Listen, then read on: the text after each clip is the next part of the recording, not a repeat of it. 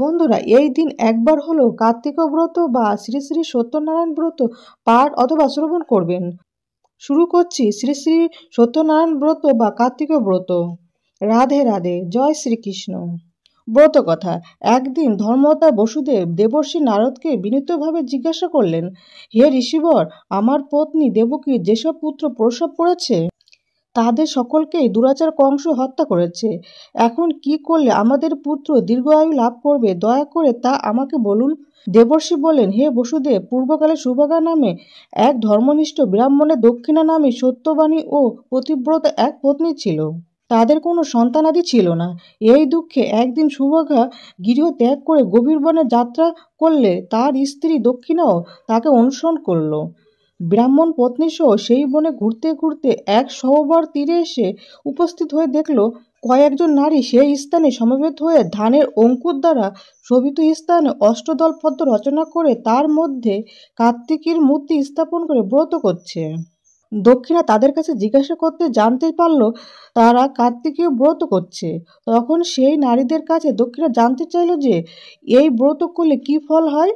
তারা বলল, নারীরা পুত্র কামনা করে কার্তিক মাসের বৃশ্চিক রাশিস্থিত সংক্রান্তির দিনে এই ব্রত করবে।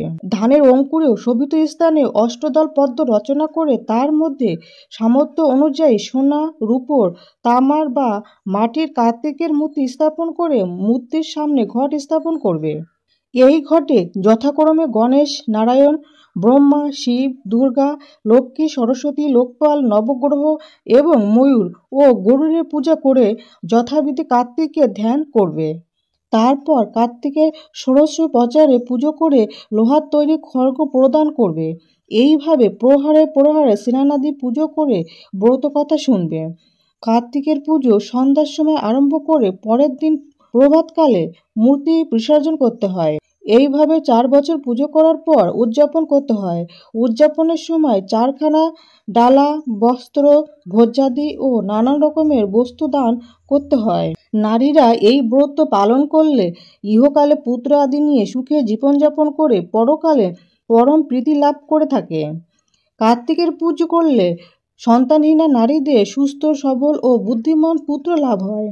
এরপর দক্ষিণা নিজ গৃহে ফিরে এসে ভক্তি ও নিষ্ঠা সহকারে কার্তিকীয় ব্রত আরম্ভ করল।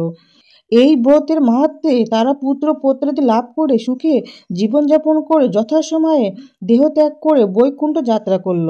এরপর দেবর্ষি নারদ পুত্রহারা বসুদেবকে উপদেশ দিলেন, হে পুণ্যত্রা বসুদেব, তোমরা স্বামী স্ত্রী উভয়ে মিলে কার্তিকীয় ব্রত আচরণ করো।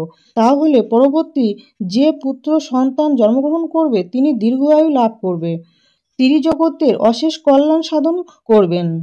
দেবর্ষির কথা মতো বসুদেব ও দেবকী কার্তিকীয় ব্রত করে ত্রিলোকপতি নারায়ণকে পুত্ররূপে লাভ করেছিলেন। আর তিনি হলেন আমাদের পরম পুরুষ পরমেশ্বর ভগবান শ্রীকৃষ্ণ।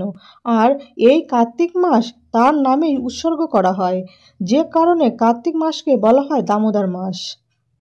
অতএব ব্রত কথাটি সমাপ্ত। বন্ধুরা, আশা করি ভিডিওটি আপনাদের কাছে সামান্য হলেও উপকারে আসবে। ভগবান বিষ্ণু, মা লক্ষ্মী ও ভগবান কৃষ্ণের কৃপায় আপনারা সবাই ভালো থাকুন, সুস্থ থাকুন এই প্রার্থনা করি। আজ তাহলে এখানেই সমাপ্তি করলাম।